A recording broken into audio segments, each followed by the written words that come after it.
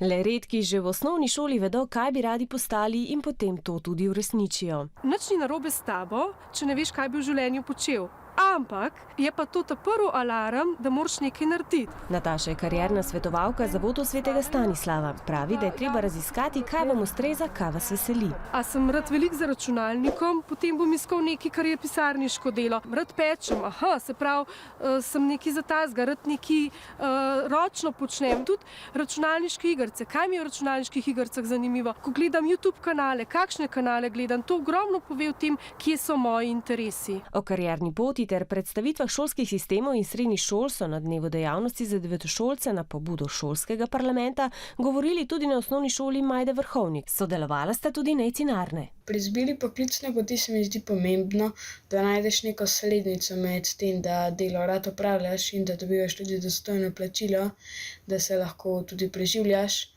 Poleg tega pa je pomembno, da izberem srednjo šolo, ki mi ne bo pretežka, ampak mi bo vseeno dala veliko znanja. Nikoli ni bilo dostopnih toliko informacij, kot jih je letos.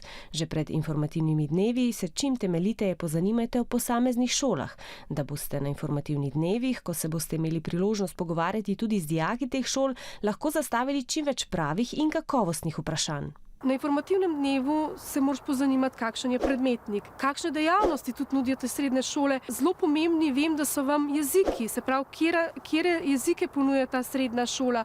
Tudi urniki vem, da so vam pomembni, kdaj se šola začne in kdaj se šola konča. Kako bom do te šole prišel? Marsikdo se boji, da bo izbral napačno srednjo šolo. A ne skrbite, tudi če se to zgodi, ne bo konec sveta. Vedno obstaja možnost, da se prepišete na drugo šolo oziroma preusmerite.